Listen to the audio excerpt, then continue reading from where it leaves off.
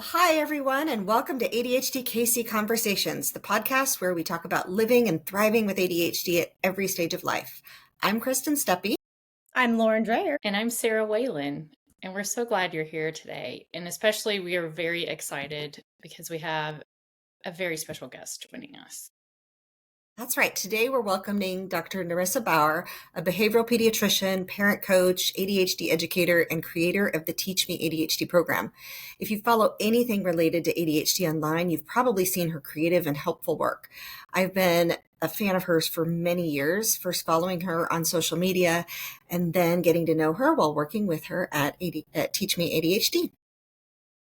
And she'll be speaking with our ADHD KC parent group on Tuesday, September 16th at 6:30 p.m. Central Time for a very special talk. And her talk is titled Anxiety and ADHD in Girls: Tips for Earlier Identification and Empowerment.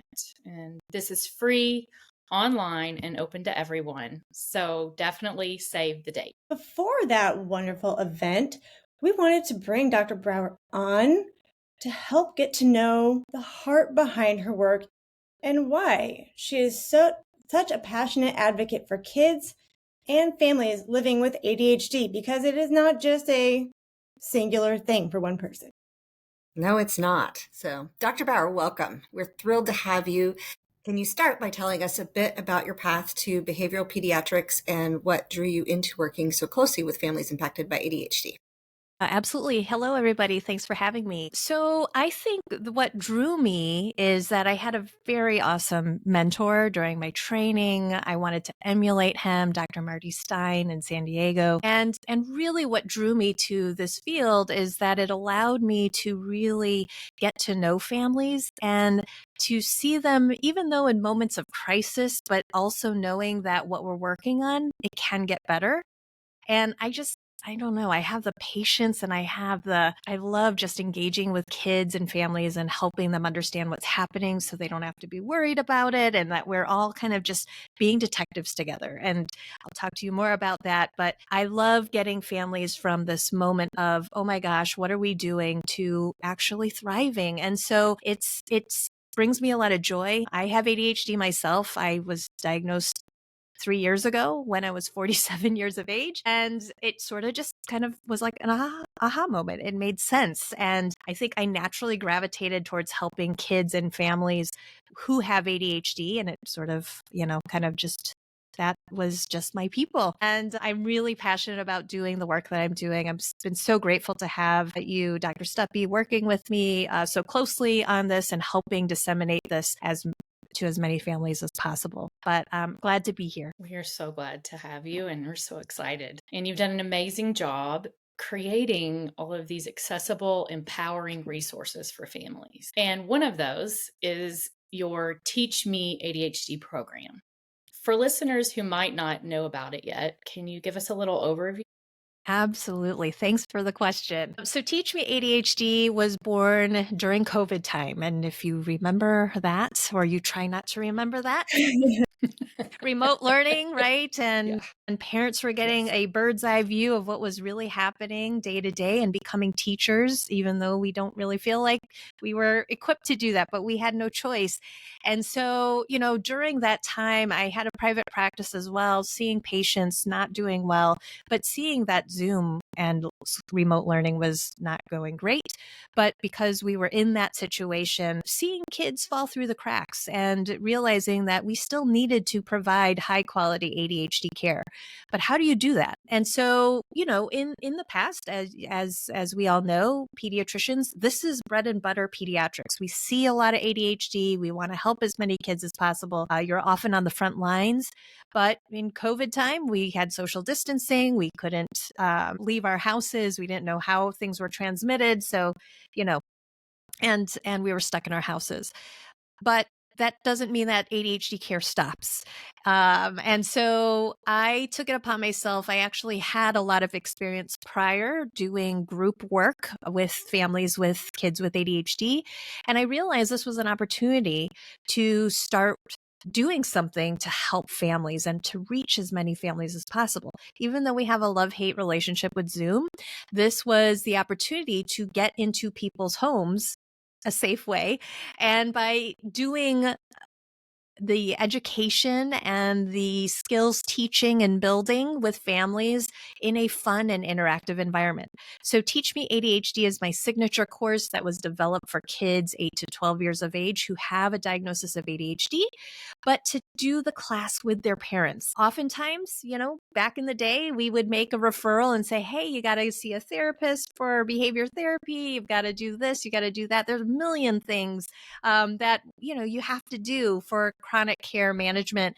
And because, again, we were social distancing, this was an opportunity to help parents and kids on board together, learn about what ADHD is, what it isn't, while having fun. So I mentioned that we become detectives, and I knew I had to bring my A game because nobody likes Zoom learning, but it's an interactive course. It's not just kids listening to me drone on, but it's a fun interactive class where we become junior and senior detectives. We learn weekly deeds, and through doing these deeds and working on strengthening our mental muscles around routines and patterns, we start building systems. And we also assign family missions so that parents can work together with their child on things that we touched on in class and start continuing that process in their own homes. So it's an 8-week class, but currently our next cycle, we've expanded it to 10 weeks to include more parent support. And it's just such a fun class, not just because I made it, but because it's such a great opportunity for the facilitators doing these classes to be able to get to know their families on a different level, see them week to week and see the creativity, and the kids get to see other kids in the Zoom room and realize they're not any different and nothing's wrong with them. It's just our brains think and learn differently. So it's a lot of fun. And it just, helps families get to a different place of understanding a lot quicker, and from the convenience of their own home. Absolutely. And I gotta say, I love that it is detective themed, because what kid does not want to go be a detective, and they get to do it I with mean, mom, right? Look at that. Nice. Right. Yeah, that is fantastic. And I love that it is with your parent too, because it is truly a continuous learning experience, right? And to do that, and you're providing community, I love it. And now I want to go do it. But Right. as far like we also know that creativity is so key for many ADHD brains. It just is. And it is such a creative approach. I'm sitting where I usually do the classes, and because I started teaching, this is one of my mission 3 packets. The kids Ooh. get like this packet, and each week at the beginning of the session, they get to open the top secret thing, and Ooh. there's secret missions for parents and then for kids, and the way it comes together at the end is just amazing. And that creativity helps, I think, get the kids excited about it. And if kids are not excited, they're not going to do it, but they are excited to do it. And I've watched kids who were super shy the very first class, and by the end, they were participating and engaged and just having a fun time with it while they're learning. So it really works great. And I've enjoyed teaching the kids and the parents as one of the Teach Me ADHD providers. So what kind of feedback have you heard from families who have gone through the program, Dr. Bauer? Yeah. So, I think the biggest win for all the families is just learning to have fun again with your child. A lot of families sign up for lots of different reasons, but I think one of the common threads is that they rediscover the fun of being with their child and the bond and the connection that grows throughout the 8 weeks of really kind of rolling up our sleeves and looking at clues together and doing these family missions. It's been amazing. And really, I don't want to give too much away, but there is this top secret mission that the parents do throughout the 8 weeks. And you see at the end, they present this thing that they've been working on. And it's just, it's like the best part about seeing this is just the relationship just grows so much closer together. And, I will tell you that, I've been doing this now since 2020. So I've had years of doing this with families. And now I see some of them come back to me. They're teenagers now. And when they come in, they're confident. They know exactly how to talk with me about what ADHD is, what they need, what they don't like about medicine, what they think their medicine's doing. They know the names of their medicines, but they also know about 504s. They know about like how to talk with their teachers if something's amiss, or how to talk with their parents, So, I think it sets up kids with life skills. And ultimately, at the end of the day, we want our kids to feel confident about who they are. Teach Me ADHD lays the foundation about ADHD and living with ADHD, so it normalizes it for them, but gives them a common language and an ability to be able to advocate for themselves lifelong. Lifelong. That is huge. And Dr. Bauer, you clearly have a heart for a whole family, and that is so key because, when you've got ADHD, a lot of times it is really hard to express and verbalize what is in your head. And when you can have clarity with that, with your whole family, that is really something. And not just for the child with ADHD, because that is something we really, really value here at ADHD KC. And so I'm curious, because you've worked with so many families, what do you think are the biggest gaps in how we currently support ADHD, and how can the parents parenting those kids just feel more empowered? I mean, this is a great question, and we could probably go on and on about for a long time. So, where do we start? First of all, one thing that the class does is first, kind of just hopefully lays down some evidence-based knowledge about what it is. Because I think when kids don't know what it is, they incorporate that negative self-talk about themselves, and I'm not good enough. I'm always, getting in trouble. I'm never remembering my homework and my grades are suffering. Like it becomes part of who they think they are identity wise. And we want to make sure that we help them understand that, your brain thinks and learns a little differently, but we can learn to work with that brain. We love that brain. That makes you who you are. We can't give you a brain Absolutely. transplant. Right. So we've got to learn to work with it. And Yeah. everybody is working on something. And what I love about the class is that, it's not one of those conditions that people go, hey, I got ADHD. Do you? We don't do that. And it's not like glasses where you see somebody, you're like, oh, you see something different about them. You can't just know by looking at someone they have ADHD. And so, in the Zoom room in headquarters, right? You know that all the kids there are there for a reason, but we do it in fun, interactive ways. They get to see other kids just like them. They get to hear other stories about what's happening. And they're like, oh my gosh, that happens to me too. So it helps to normalize things. So we want to, set up our families for knowing what it is, having a safe place to ask questions, but also giving them opportunity and access to other people who have the same, universal challenges, to show them, that yes, we are all unique, but there are things that ADHD can do that makes it harder, more challenging, but these are some of the things that we can learn to get through it. So we also need to work on earlier identification. Now, I know that, next when I come and talk, we're going to be really focusing on teens, but Teach Me ADHD is much more for the 8 to 12-year-old. Dr. Stuppy, and he has really taken the lead with a teen class kind of similar to this, but instead of detectives, they're directors of their lives and learning how to find their voice. And, I think it's really important that no matter the age, we start where their child is and get them up to speed.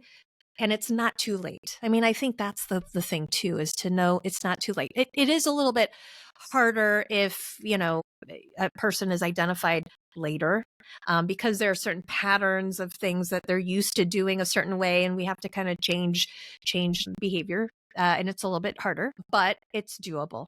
And so I think at the heart of what we're trying to do with Teach Me ADHD, the whole team, we are passionate about helping families find their voice and feel that compassion for themselves so that they can accept who they are and know that, it's okay. I mean, having it, and believe me, I'm not trying to put rose-colored glasses on things.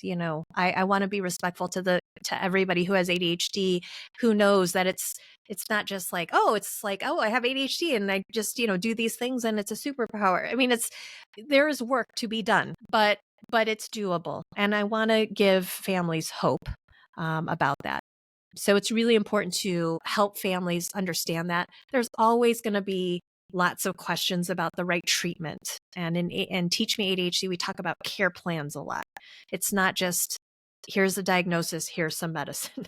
Medicine is one tool in the toolbox, and pills don't teach skills. That's why a class like Teach Me ADHD is so important, because we go beyond just talking about medicine. In fact, we don't even talk about medicine until mission 6 of 8, because there's so much more other things that are just as important. We want to empower kids to know exactly what are all their options to navigate life with ADHD. So, and we are so excited about you coming. And I know you mentioned that when you speak, you're going to be talking about earlier identification and girls and teens specifically.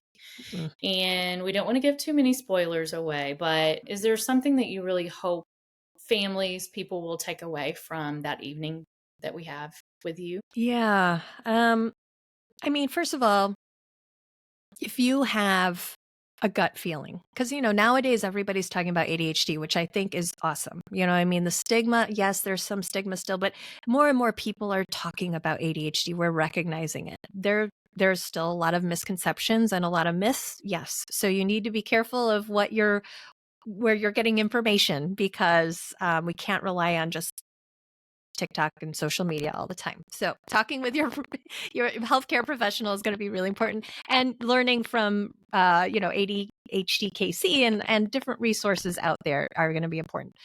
But I mean, I think especially in girls and teens, the reason I wanted to talk about it is because there are new things that we're learning about the way ADHD presents in girls and women that we're still learning. I mean, classically, you think of ADHD, you think of the younger kids who are hyperactive and, getting in trouble at school. But girls and women especially, sometimes they get misdiagnosed with anxiety or depression first, or maybe not misdiagnosed, but first that comes to attention first. And later, if we don't have our radars on, that we don't call it until much later, which is what happened with me in my 40s. And I mean, we're learning more and more about the role of hormones and menopause and all of that with estrogen and dopamine. So there's so much more that we're still learning about. So number one is, if you have this inkling, don't ignore it. Trust your gut. Talk to the people who know your child the best. Start with your child's pediatrician. Talk to them about it. They're going to give you Vanderbilt forms, which is standard practice. But I will tell you, and the reason why I want to talk about this especially is that even though we do that, sometimes the teacher responses are totally negative because women and girls, especially if they have high anxiety, they will mask symptoms in the classroom. Or it's just really hard to get Vanderbilt forms from teachers, right? Because they don't know the child enough. We don't have the same relationship like we did during elementary. And they have lots of more students, so they don't just feel as comfortable filling those out. So there's a lot of issues with getting that Vanderbilt back. But there are other ways to make that diagnosis. And, I'll be talking a lot about the use of objective testing, and I'll be talking about that at the ADHD conference in November as well, as part of a panel. But I think it's really important to know that there are different ways of making this diagnosis. We want to make sure, first of all, that we're accurate, we're timely, and we know exactly what we're treating. And so just because a Vanderbilt is negative doesn't mean it's not a possibility, but we need to make sure that we're pairing it with objective data. I'm really excited because we're going on record with some of my families who've teen girls want to talk about their story, and on my new podcast that's going to be dropping in August, we do have some of those girls talking about their journey. And the idea is to help other families understand that they're not alone. and to give voice to this. So that way other kids, teens, parents who may question, is this ADHD or is this something else, may be encouraged to bring it up. Talk to your child's doctor. Absolutely.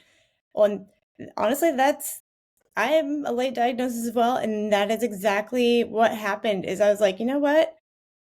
Regardless of what the outcome is, I'm here to learn about me. I'm here to educate myself, and that's really where it all starts. So I cannot wait to hear your talk. I cannot wait to meet you at the conference. And to our lovely listeners, Dr. Bauer's talk is Tuesday, September 16th at 6:30 p.m. Central Time. It is totally free. It is virtual, and you can register now at ADHDKC.org under our events tab. All right. And Dr. Bauer, before we wrap it up, what's one piece of encouragement you'd like to share with parents who might be feeling overwhelmed or unsure or where to start? Yeah. I would say, if you're feeling that overwhelm, just kind of step back and be like, okay, what's going on here? What is like my internal radar telling me? And to know that your child's pediatrician, like there is not a discussion that we are going to shy away from. We want to be there to help you and your child thrive. And no question, no thought is too little to talk about. Sometimes we may want to schedule a separate appointment for it so we can spend the time, because ADHD, you got to peel back the layers, right? It's not a quick ear check or, like that. We really do need to understand the function of the behavior, the context. And again, Dr. Stuppy needs to do a good evaluation and hear all the things and uncover all the clues, right? So again, it's one of those things that don't not talk to your child's doctor about it because of fear or embarrassment or shame. If that is kind of like something's just not right, listen to that, trust that, and start by picking up the phone and making an appointment with your child's doctor. Dr. Bauer, thank you so much for joining us and saying that. I think that is so huge. Your pediatrician is not going to look down upon you for your parenting style or your child for their behaviors.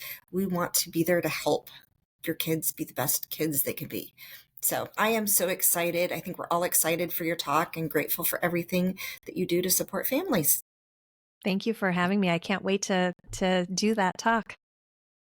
And if you want to learn more about Dr. Bauer's work, which I'm going to go look all this up because I'm excited.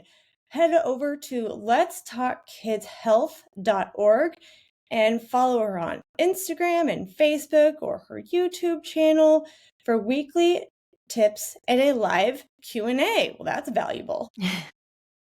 All right. While you're at it, don't forget to follow ADHD KC Conversations so you don't miss upcoming episodes, events, and more support for your ADHD journey. All right. And welcome back, Sara. I think she had a line cut at our house today, so we were worried about her internet, and it made it almost the whole time. And she's back for the end. Excuse the technical difficulties. Just going to be flexible, Yep. Go with Gotta the flow. roll with it. Yep. All right. Well, thank you, everyone, for joining. Thanks for listening. Can't wait to see you in September.